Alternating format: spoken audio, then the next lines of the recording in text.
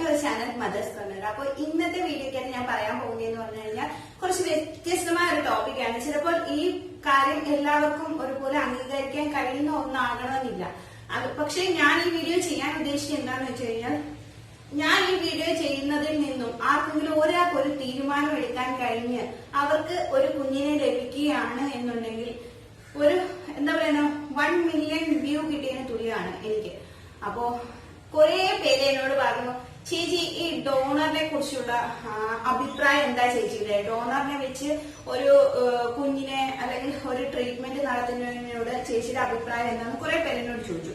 അപ്പൊ അതുകൊണ്ടാണ് ഞാൻ ഈ വീഡിയോ ചെയ്യാൻ വിചാരിച്ചത്. അപ്പൊ ആദ്യമായിട്ടാണ് ആരെങ്കിലും എന്നെ കാണുന്നതെങ്കിൽ ഞാൻ ആശ നമ്മുടെ ചാനൽ ഇഷ്ടപ്പെടുവാണെങ്കിൽ താഴെ കാണുന്ന സബ്സ്ക്രൈബ് ബട്ടൺ ഒന്ന് ക്ലിക്ക് ചെയ്യാൻ മറക്കാതിരിക്കും. അതിനുശേഷം എന്റെ ബെല്ലൈക്കൻ കൂടി.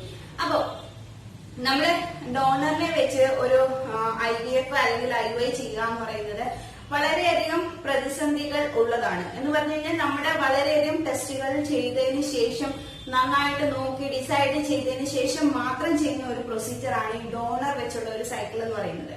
അത് പല രീതിയിലുണ്ട്. അതായത് ഇപ്പൊ ഹസ്ബൻഡിന് സ്പേമിന്റെ കൗണ്ട് ഒട്ടുമില്ല, അതായത് അസൂസ്പെർമി ആണ് എന്നുണ്ടെങ്കിൽ, അല്ലെങ്കിൽ എന്തെങ്കിലും തരത്തിലുള്ള ക്രോമസോമൽ അബ്നോർമാലിറ്റീസ് ഉള്ളവരാണ് എന്നുണ്ടെങ്കിൽ, രണ്ടാമത്തത് വൈഫിന് എഗ് കൗണ്ട് ഇല്ല എന്നുണ്ടെങ്കിൽ, അങ്ങനെ പല കാര്യങ്ങളെ ആധാരമാക്കിയാണ് അവർക്ക് ഡോണർ എന്നുള്ള ഒരു ഡിസിഷനിലേക്ക് ഡോക്ടർ പോകുന്നത്. അപ്പോ ഡോണർ എന്ന് പറയുന്നത് ഇപ്പൊ നമ്മൾ പെട്ടെന്ന് കയറി ചെന്ന ഒരു ഹോസ്പിറ്റലിലോട് കയറി ചെന്നിട്ട് ടെസ്റ്റുകൾ ചെയ്തു, നിങ്ങൾക്ക് ഡോണർ സൈക്കിൾ വേണമെന്ന് പറഞ്ഞതിന് ശേഷം പെട്ടെന്ന് ഒരു ഡോണറിനെ എടുത്ത് കൊടുത്തങ്ങ് സൈക്കിൾ ചെയ്ത് വിടുകയല്ല ചെയ്യുന്നത്. അതിന് കുറെ പ്രോസസ്സിംഗ് ഉണ്ട്.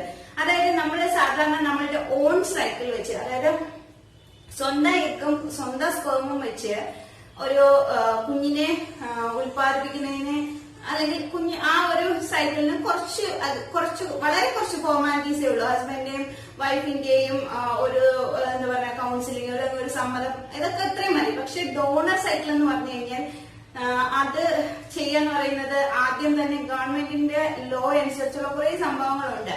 അതായത് ഡോണർ ചെയ്യുന്നതിനെ കൊണ്ട് ഹസ്ബൻഡിനും വൈഫിന് യാതൊരു തരത്തിലുള്ള ബുദ്ധിമുട്ടുകളും ഇല്ല. അതുപോലെ തന്നെ ഡോണർ സെലക്ഷൻ ഉണ്ട്. ഡോണർ സെലക്ഷൻ എന്ന് പറയുമ്പോഴത്തേക്ക് ഇപ്പം വൈഫിന്റെ ഭാഗത്ത് അല്ലെങ്കിൽ എഗ്ഗിന്റെ പ്രോബ്ലം ഉള്ളവരാണെന്നുണ്ടെങ്കിൽ എഗ് ഡോണറിനെയാണ് വേണ്ടത്. അപ്പൊ അവർക്ക് ഡിസൈഡ് ചെയ്യാം വൈഫിനെ പോലെയുള്ള വെളുത്തതായിരിക്കണം, അല്ലെങ്കിൽ ഞങ്ങൾ ഇപ്പം ഹിന്ദു മുസ്ലിം അങ്ങനെ സെലക്ട് ചെയ്യുന്നവരുണ്ട്.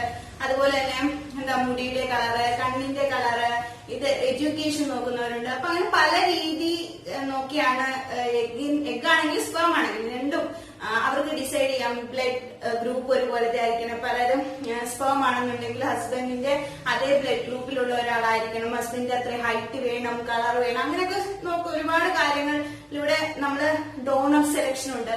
ആ ഡോണർ സെലക്ഷൻ നമ്മൾ പറഞ്ഞാലും അവർ ഇതേ എടുത്തോ പിടിച്ചോ എന്ന് പറഞ്ഞോളൂ ഒരു ഡോണറൊന്നും ഇരിപ്പില്ല. അതനുസരിച്ചുള്ള ഒരു ഡോണറിനെ അവർ ആദ്യം കണ്ടെത്തണം. അപ്പൊ അങ്ങനെ ഒരു ഡോണറിനെ കണ്ടെത്തി നമ്മളുമായിട്ട് മാച്ച് ചെയ്യുന്നു എന്ന് ഉറപ്പുവരുത്തണം. അതിനുശേഷമാണ് ഡോണറിനെ നമുക്ക് വേണ്ടി സെലക്ട് ചെയ്യുന്നത്. അപ്പോ ഇതിന്റെയൊക്കെ പിന്നിലുള്ള കാര്യം എന്താണെന്ന് ചോദിച്ചു കഴിഞ്ഞാൽ, ഇപ്പൊ ഒരു കുറച്ചു പേര് എന്നോട് ചോദിച്ചു, കുഞ്ഞ് ജനിച്ചു കഴിയുമ്പോഴത്തേക്ക് ഡോണറിനെ പോലെ ആണെങ്കിലും ഒന്ന്, ഡോണറിനെ പോലെ ആണോ അല്ലയോ എന്ന് അറിയാൻ വേണ്ടി ഇപ്പോ നിങ്ങൾക്കോ അല്ലെങ്കിൽ വേറൊരാളിനോ അറിയത്തില്ല നിങ്ങൾക്ക് തന്നിരിക്കുന്ന ഡോണർ ഏതാണെന്ന്. അപ്പൊ ഒരു കാരണവശാൽ നമുക്ക് കണ്ടുപിടിക്കാൻ പറ്റത്തില്ല ആ ഡോണറിനെ പോലാണോ കുഞ്ഞെന്നുള്ള കാര്യം. ഇപ്പൊ ഞാൻ കണ്ടിരിക്കുന്ന കുട്ടികളിൽ പലരും ഡോണറിന്റെ അതേ ഒരു ചായ ഉള്ള കുട്ടികളെ ഞാൻ കണ്ടിട്ടില്ല. ഞാൻ ജനിച്ച് ഒരു 2-3 വയസ്സുള്ള പിള്ളേരെ വരെ ഡോണർ സൈക്കിൾ വെച്ച് ചെയ്ത കുട്ടികളെ കണ്ടിട്ടുണ്ട്. അവരെല്ലാരും തന്നെ അവരുടെ പേരൻസിനെ പോലെയാണ് നോക്ക്. അതൊരു എന്താ പറയുന്ന ഒരു അത്ഭുതം എന്നാണ് നമ്മൾ പറയാൻ പറ്റുന്നത്. കാരണം അവരുടെ അച്ഛനമ്മമാർ അതേ ചായയുള്ള കുട്ടികളെ കണ്ടിട്ടുണ്ട്. അപ്പൊ ഒരു കാരണവശാലും നമുക്ക് ഇങ്ങനെ പറയാൻ പറ്റില്ല. ഇപ്പൊ നമ്മുടെ അച്ഛന്റെ അമ്മയുടെ ഇതിൽ സ്പേമിൽ തന്നെ ജനിക്കുന്ന കുട്ടികൾ ചിലപ്പോ അപ്പൂപ്പന്റെയോ അല്ലെങ്കിൽ അവരുടെ ഏതെങ്കിലും അപ്പൂപ്പന്റെയോ അമ്മൂമ്മയുടെയോ അച്ഛന പിന്നെ അമ്മാവന്റെയോ അങ്ങനെ ആരുടെയെങ്കിലേക്ക് ഒരു നമ്മൾ പറയാറുണ്ടല്ലേ അവരുടെ സ്വഭാവമാണ് അല്ലെങ്കിൽ അവരുടെ ഛായയാണ് എന്നൊക്കെ പറയാറുണ്ട് അല്ലെ. അപ്പൊ അതുപോലെയൊക്കെയാണ് നമ്മൾ ഡോണറിനെ വെച്ച് ചെയ്യുമ്പോഴും നമുക്ക് ഒരു കാരണവശാലും പറയാൻ പറ്റത്തില്ല ഇപ്പൊ അച്ഛനെ പോലെ ആയിരിക്കുമോ അമ്മയെ പോലെ ആയിരിക്കുമോ എന്നൊന്നും. അപ്പോ അതൊക്കെ ആദ്യം നമ്മുടെ കുഞ്ഞിനെ അക്സെപ്റ്റ് ചെയ്യുന്നുണ്ട് എങ്കിൽ, അതായത് എന്റെ കുഞ്ഞാണ്, എന്നിൽ നിന്നുണ്ടായ കുഞ്ഞാണെന്ന് നമ്മൾ സ്വയം അക്സെപ്റ്റ് അക്സെപ്റ്റ് ചെയ്യുന്നുണ്ടെങ്കിൽ ആ കുഞ്ഞിന് മറ്റാരെയും ഒരു ചായയും നമുക്ക് തോന്നില്ല. പലപ്പോഴും ഈ ഒരു ട്രീറ്റ്മെന്റ് വേണ്ടാന്ന് നമ്മൾ വെക്കുന്നതിന്റെ കാരണം എന്ന് പറഞ്ഞു കഴിഞ്ഞാൽ നമ്മൾ അത് അക്സെപ്റ്റ് ചെയ്യാനുള്ള ഒരു മടിയാണ്, അല്ലെ? ഇപ്പൊ ഒരു കിഡ്നി ഫെയിലിയർ അല്ലെങ്കിൽ ഒരു ഹാർട്ട് ഫെയിലിയർ, ഇതൊക്കെ ലിവർ ഫെയിലിയർ, ഇതൊക്കെ വരുന്ന സമയത്ത് നമ്മുടെ ജീവന്റെ കാര്യമായതുകൊണ്ട് നമ്മൾ എപ്പോഴും ആ ജീവൻ രക്ഷിക്കാൻ വേണ്ടി ഒരു ഡോണറിന്റെ സഹായം തേടുന്നതിന് നമ്മൾ ഒരിക്കലും ഒരു കുറവ് കാണുന്നില്ല. പക്ഷെ മറിച്ച് നമ്മളൊരു എഗോ സ്പേമിയോ അങ്ങനെയുള്ള ഒരു കുറവ് കൊണ്ടാണ് നമുക്ക് കുഞ്ഞുണ്ടാകാതെ വരുന്നത് എന്നുണ്ടെങ്കിൽ നമ്മൾ പെട്ടെന്ന് തന്നെ ഇനി നമുക്ക് കുഞ്ഞു വേണ്ട, അല്ലെങ്കിൽ എനിക്ക് ഉണ്ടാകുന്ന കുഞ്ഞു മതി എന്നൊരു ഡിസിഷൻ അങ്ങ് എടുക്കും. എന്തുകൊണ്ടാണ്? നമുക്ക് നമ്മുടെ ജീവൻ നിലനിർത്തേണ്ട കാര്യമാണ്, അല്ലെങ്കിൽ അത്രത്തോളം അത്യാവശ്യമല്ല എന്ന് നമുക്ക് തോന്നുന്നതുകൊണ്ടാണ് നമ്മൾ അത് വേണ്ടാന്ന് വെക്കുന്നത്. ഞാൻ ഒരുപാട് പേരെ കണ്ടിട്ടുണ്ട്, അതായത് ഭാര്യമാര് എപ്പോഴും ആ ഒരു ഡിസിഷൻ എടുക്കുന്ന ഭാര്യമാരാണെന്നാണ് എനിക്ക് തോന്നിയിട്ടുള്ളത്. ഭാര്യമാർക്ക് എഗ്ഗിന്റെ പ്രോബ്ലം ഉണ്ട്, അതായത് കുഞ്ഞിന് വേണ്ടിയുള്ള ഒരു എഗ്ഗ് പ്രൊഡ്യൂസ് ചെയ്യാനുള്ള കഴിവില്ല. പക്ഷെ ഭർത്താവിന് യാതൊരു തരത്തിലുള്ള കുഴപ്പങ്ങളും ഇല്ല. അങ്ങനെയുള്ള സമയത്ത് ഭാര്യമാര് പറയും നിങ്ങൾ വേറൊരു മാരേജ് ചെയ്തോളൂ, അതുവഴി നിങ്ങൾക്ക് ഒരു കുഞ്ഞുണ്ടാവുമല്ലോ എന്നൊക്കെ. പക്ഷെ അങ്ങനെയുള്ള ഞാൻ കണ്ടിട്ടുള്ള കുറെ ഭർത്താക്കന്മാരെ അവരെപ്പോഴും ഭാര്യമാരെ അത്രത്തോളം സപ്പോർട്ട് ചെയ്തിട്ട് അവരോട് പറയും വേറൊരു ഭാര്യ എനിക്ക് കിട്ടുമായിരിക്കും, ഒരു കുഞ്ഞിനെ എനിക്ക് കിട്ടുമായിരിക്കും, പക്ഷെ നിന്നെ പോലെ ഉള്ള ഒരു ഭാര്യയെ കിട്ടില്ലല്ലോ. അങ്ങനെ സപ്പോർട്ട് ചെയ്ത് സ്വന്തമായി എന്താ പറയുന്ന ഫിനാൻഷ്യൽ ബാക്ക്ഗ്രൗണ്ട് ഇല്ലാതെ ലോൺ എടുത്ത് ട്രീറ്റ്മെന്റ് ചെയ്ത് കുഞ്ഞുങ്ങളുണ്ടായ ഒരുപാട് പേരുണ്ട്. അപ്പോ നമ്മളെന്താണ് വേണ്ടത്? ആദ്യം നമ്മൾ രണ്ടുപേരും ഒന്നാന്നുള്ള ഒരു തീരുമാനത്തിൽ ഉണ്ടെന്നുണ്ടെങ്കിൽ തീർച്ചയായിട്ടും നമ്മളിൽ ആരെങ്കിലും ഒരാൾക്കൊരു കുറവുണ്ടെങ്കിൽ അത് മറ്റേ ആള് പരിഹരിച്ച് മുന്നോട്ട് പോകുന്നതാണ് യഥാർത്ഥ ലൈഫ്, അല്ലെ? അപ്പൊ ഡോണർ സൈക്കിളിനും അതുപോലെ തന്നെയാണ്. ഇപ്പോ വൈഫിനാണ് പ്രോബ്ലം, വൈഫ് മറ്റൊരാളുടെ എഗ്ഗ് സ്വീകരിക്കേണ്ടി വന്നു കഴിഞ്ഞാൽ അവിടെ ഒന്നും സംഭവിക്കുന്നില്ല. കാരണം ആ കുഞ്ഞ് ജനിക്കുന്നത് ആ വൈഫിന്റെ വയറ്റിലാണ്. ഇപ്പൊ മറ്റൊരാളുടെ എഗ്ഗ് ആണെങ്കിൽ പോലും സ്വന്തം ഹസ്ബൻഡിന്റെ സ്പേമില് സ്വന്തം വയറ്റിൽ ജനിക്കുന്ന ഒരു കുഞ്ഞാണ്. ആ കുഞ്ഞിനോട് തോന്നുന്ന ഒരു ഇന്റിമസി ഇപ്പം നമ്മുടെ അനിയത്തിയുടെ മോനോ അല്ലെങ്കിൽ ആങ്ങളയുടെ കുഞ്ഞോ ചേട്ടന്റെ കുഞ്ഞോ അനിയന്റെ കുഞ്ഞോ അങ്ങനെ ആരോട് തോന്നില്ല. നമ്മുടെ സ്വന്തം വയറ്റില് നമ്മുടെ വേദന അറിഞ്ഞ് പ്രസവിക്കുന്ന കുഞ്ഞിനോട് തോന്നിയ ഒരു ആ ഇന്റിമസി ഉണ്ടല്ലോ, അത് അന്നേരം ആ പ്രസവിച്ച് കഴിഞ്ഞതിന് ശേഷം നമുക്ക് തോന്നില്ല അത് മറ്റൊരാളുടെ എഗ്ഗിൽ നിന്ന് ഉണ്ടായ കുഞ്ഞാണെന്നുള്ള ഒരു വേർതിരിവ് നമുക്ക് വരില്ല. പക്ഷെ അത് ഒരിക്കലും നമ്മുടെ ഫാമിലിയിൽ അറിയിക്കാതിരിക്കാം. ഞങ്ങളുടെ ഹോസ്പിറ്റലുകളിലെല്ലാം തന്നെ എല്ലാ പേഷ്യൻസിനോടും ഡോക്ടർ പറയുന്ന ഒരു കാര്യമുണ്ട്, ഇതൊരിക്കലും മറ്റൊരാൾ അറിയാൻ ഇടയാകരുത് എന്നുള്ളത്. കാരണം വേറൊന്നും കൊണ്ടല്ല, നമ്മുടെ കുഞ്ഞ് നമുക്കിന്ന് എന്റെ വയറ്റിൽ ഞാൻ വേറൊരാളുടെ എഗ്ഗ് വാങ്ങിച്ചതിന് ശേഷം എന്റെ വയറ്റിൽ ജനിക്കുന്ന കുഞ്ഞിനോട് എനിക്ക് അത്രത്തോളം ഇന്റിമസി കാണും, കാരണം എന്റെ വയറ്റിൽ ജനിച്ച കുഞ്ഞായതുകൊണ്ട്. പക്ഷെ ആ ഒരു ഇത് നമ്മളുടെ ഫാമിലിയിലുള്ളവർക്ക് കാണാമില്ല. ചിലപ്പോൾ കാണും, ചിലപ്പോൾ കാണാതിരിക്കാം. കാരണം അവരറിഞ്ഞു കഴിഞ്ഞാലേ നമുക്ക് അറിയാൻ പറ്റത്തുള്ളൂ. അപ്പോ ഡോണർ സൈക്കിളിന് പോകുന്നവർ ആദ്യം ചെയ്യേണ്ട ഒരു കാര്യം എന്ന് പറയുന്നത് അത് ഹസ്ബൻഡും വൈഫും മാത്രമേ അറിയാൻ പാടുള്ളൂ എന്നുള്ളതാണ്. ഇനി അടുത്തൊരു കാര്യം എന്ന് പറയുന്നത് ഏറ്റവും അടുത്ത ഫ്രണ്ട്സിനോട് അല്ലെങ്കിൽ ഏറ്റവും അടുത്ത സുഹൃത്തെന്ന് കരുതുന്ന ഒരാളോട് പോലും നമ്മൾ ഈ കാര്യം പറയാതിരിക്കുക. അതിന്റെ ഒരു കാര്യം എന്താന്ന് പറഞ്ഞു കഴിഞ്ഞാൽ അത് ഭാവിയിൽ നമ്മളെ മുതലെടുക്കാനുള്ള ഒരു കാരണമാക്കരുത്. അതുകൊണ്ടാണ് അത് മറ്റൊരാളിനോട് ഇൻഫോം ചെയ്യുക. കാരണം നമ്മളെപ്പോഴും നമ്മുടെ ചില സ്വകാര്യമായ കാര്യങ്ങൾ നമ്മളെപ്പോഴും നമ്മുടെ മനസ്സിൽ കോൺഫിഡൻഷ്യൽ ആയിട്ട് അല്ലെങ്കിൽ എന്താ പറയുക നമ്മുടേത് മാത്രമാണ്, നമ്മൾ മറ്റൊരാളിനെ അറിയിക്കരുതെന്ന് തീരുമാനിക്കുന്ന കാര്യങ്ങൾ ഒരിക്കലും നമ്മൾ പറയില്ല, പറഞ്ഞു പോകരുത്. കാരണം ഒരു ജീവനെ വെച്ചുള്ള കാര്യമാണ്. അതുകൊണ്ട് തന്നെയാണ് എപ്പോഴും ഡോണറിനെ സെലക്ട് ചെയ്യുമ്പോഴത്തേക്ക് നമ്മളുമായിട്ട് യാതൊരു റിലേഷനും ഇല്ലാത്ത ഒരാളിനെ ഡോണറായിട്ട് സെലക്ട് ചെയ്യുന്നത്. ആ ഡോണറിനെ ഒരിക്കലും നമ്മൾ നേരിട്ട് കാണാൻ പോകുന്നില്ല. ചിലപ്പം ഞാൻ കണ്ടിട്ടുണ്ട് പലപ്പോഴും ട്രീറ്റ്മെന്റ് വന്നിരിക്കുമ്പോഴത്തേക്ക് ഈ ഡൊണേറ്റ് ചെയ്യുന്ന ആളും സ്വീകരിക്കുന്ന ആളും ഒരേപോലെ ആയിരിക്കും ഇരിക്കുന്നത്. പക്ഷെ അവർക്ക് അന്യോന്യം അറിയത്തില്ല, അവർ രണ്ടുപേരും ട്രീറ്റ്മെന്റ് വന്നതാണ് എന്നാണ് അവര് കരുതുന്നത്.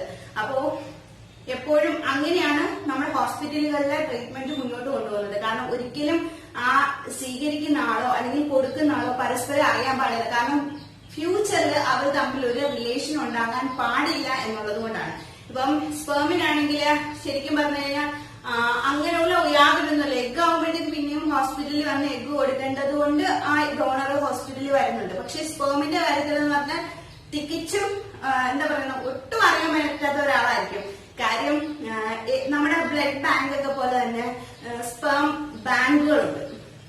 അപ്പൊ അവിടുന്ന് സ്പേം നമ്മൾ പറയുന്ന രീതികൾ അനുസരിച്ചുള്ള ഒരാളുടെ ഇപ്പൊ ഏതൊരു ഡോണറിനെയാണെങ്കിലും ഡോണറിന്റെ A to Z കാര്യങ്ങൾ അവിടെ രേഖപ്പെടുത്തിയിരിക്കും. നമ്മൾ പറയുന്ന അനുസരിച്ചുള്ള ഒരാളിനെ നമുക്ക് സെലക്ട് ചെയ്താണ് അവർ തരുന്നത്. അപ്പൊ അങ്ങനെയുള്ള ഒരു സ്പേം നമുക്ക് കൊണ്ടു തരികയാണ് ചെയ്യുന്നത്. അപ്പോ ഇങ്ങനെയുള്ള കാര്യങ്ങളിൽ പലരും പലപ്പോഴും വിചാരിക്കുന്ന ഒരു കാര്യം എന്ന് പറഞ്ഞു കഴിഞ്ഞാൽ, ഞാൻ ഇത് ചെയ്തു കഴിഞ്ഞാൽ എന്റെ കുഞ്ഞിന് വേറൊരു മുഖഷേപ്പ് വരുമോ, അല്ലെങ്കിൽ മറ്റൊരാളെ തിരിച്ചറിയപ്പെടുമോ, ഇങ്ങനെയൊക്കെയാണ്.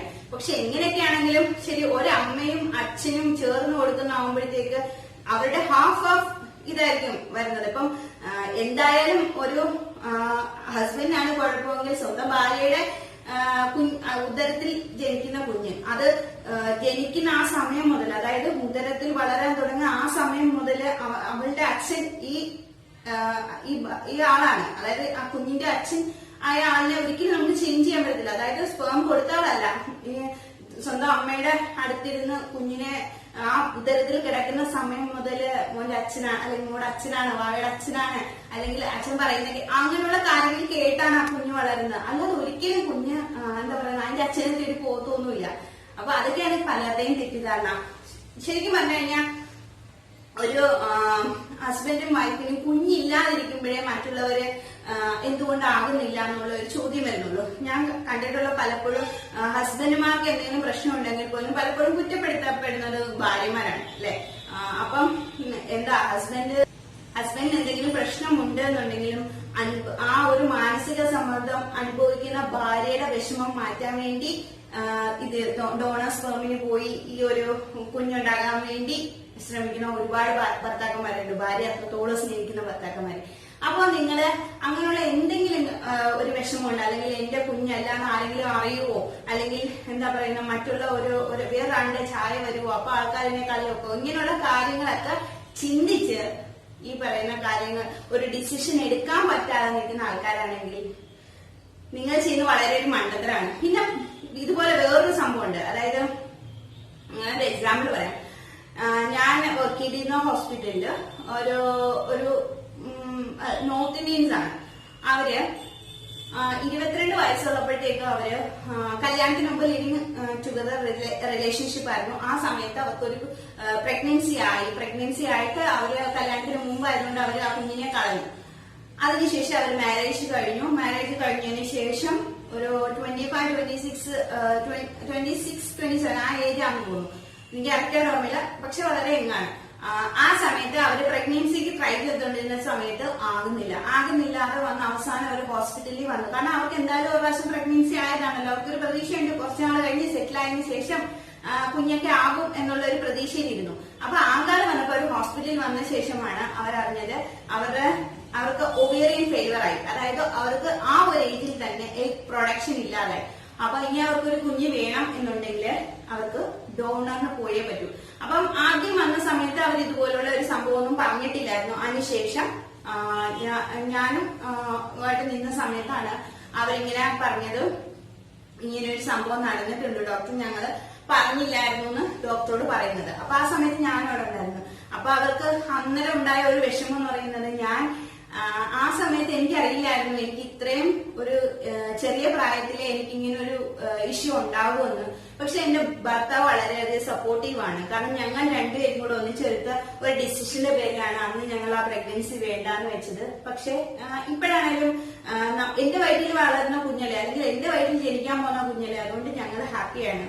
ഞങ്ങൾക്ക് യാതൊരു ഇഷ്യൂ ഇല്ല. ഇപ്പോ ആദ്യം ഒരു വിഷമം ഉണ്ടായിരുന്നു, പക്ഷെ ഞങ്ങൾക്ക് ഇപ്പൊ യാതൊരു തരത്തിൽ ഇഷ്യൂ ഇല്ല എന്ന് വിചാരിച്ച് അവർ മുന്നോട്ട് പോയി. അവര് ഡോണർ സൈക്കിൾ ചെയ്തു, അവർക്ക് പ്രഗ്നൻസി ആയി. പിന്നെ അവിടെയൊക്കെ എന്ന് പറഞ്ഞാൽ ഒരു 4-5 മാസം വരെയൊക്കെ ട്രീറ്റ്മെന്റ് കൊടുക്കത്തുള്ളൂ. അപ്പൊ അതിനുശേഷം പ്രഗ്നൻസി ഒക്കെ കണ്ടിന്യൂ ആയി ഡെലിവറി ആയെന്നൊക്കെ ഇൻഫോം ചെയ്തു. അപ്പൊ 22 വയസ്സില് എന്തിനു പറയുന്നത് 19 വയസ്സിൽ ഉള്ള ഒരു കുട്ടി ഇതുപോലെ വന്നപ്പോഴത്തേക്ക് ആ കുട്ടിക്ക് എഗ് പ്രൊഡക്ഷൻ കുറവാണ്. അപ്പൊ അതുകൊണ്ട് നമ്മുടെ ഇന്നത്തെ ഒരു ജനറേഷനില് നമുക്കൊന്നും പറയാൻ പറ്റത്തില്ല ഏത് പ്രായത്തിൽ. അതുപോലെ തന്നെ 24-25 വയസ്സുള്ള പയ്യന്മാര് ഇതുപോലെ സ്പേം കൗണ്ട് നോക്കിയിട്ട് അസൂസ്പെർമിയാന്ന് അറിഞ്ഞുകൊണ്ട് ഡോണർ സൈക്കിളിൽ പോയവരുണ്ട്. അപ്പോ ഇതൊന്നും ഒരു തെറ്റല്ല. നമ്മള് പറയും നമ്മുടെ ശരീരത്തിൽ ഏതെങ്കിലും ഒരു അവയവത്തിന് പ്രവർത്തനം ഇല്ലാതാകുന്നത്, പ്രവർത്തനക്ഷമം ആകുന്നത് എന്ന് പറയുന്നത് നമ്മുടെ ഒരു കുറ്റം കൊണ്ടൊന്നുമല്ല. അപ്പോ നമ്മളെല്ലാ ഓർഗനും പോലെ തന്നെയാണ് നമ്മളുടെ റീപ്രൊഡക്റ്റീവ് ഓർഗൻസും. അപ്പോ നമ്മള് ഏതൊരു കാര്യത്തിനും ഡിസിഷൻ എടുക്കുന്ന പോലെ തന്നെ ഭാര്യയും ഭർത്താവും മാത്രം ഇരുന്ന് ഡിസൈഡ് ചെയ്താൽ മതി. നമ്മുടെ കുടുംബത്തിലുള്ളവരോടൊന്നും ആലോചിച്ചുകൊണ്ട് നമുക്ക് ഈ കാര്യത്തിൽ ഡിസിഷൻ എടുക്കാൻ പറ്റില്ല എന്നാണ് എന്റെ ഒരു അഭിപ്രായം. അപ്പോ ഇങ്ങനെയുള്ള എന്തെങ്കിലും ടെൻഷൻസിലൊക്കെ ഇരിക്കുന്നവര് ഇതൊന്ന് ആലോചിച്ച് നോക്കുക. ആലോചിച്ചതിന് ശേഷം നിങ്ങൾ കറക്റ്റ് ആയിട്ടുള്ള ഒരു ഡിസിഷൻ എടുക്കുക. ഇത് എന്റെ അഭിപ്രായം മാത്രമാണ് ഞാൻ പറയുന്നത്. ചിലപ്പോൾ ഇതിനോട് പല ആൾക്കാർക്കും യോജിക്കാൻ കഴിയില്ലെന്ന് എനിക്കറിയാം. അപ്പോ ഈ വീഡിയോ ഉപകാരപ്പെട്ടു എന്ന് തോന്നുന്നു. അപ്പോ അറിയാലോ, സപ്പോർട്ട് ചെയ്യുന്നവരെല്ലാം തുടർന്ന് സപ്പോർട്ട് ചെയ്യുക. അടുത്ത വീഡിയോയിൽ വീണ്ടും കാണാൻ. അതിലേക്കും ബൈ.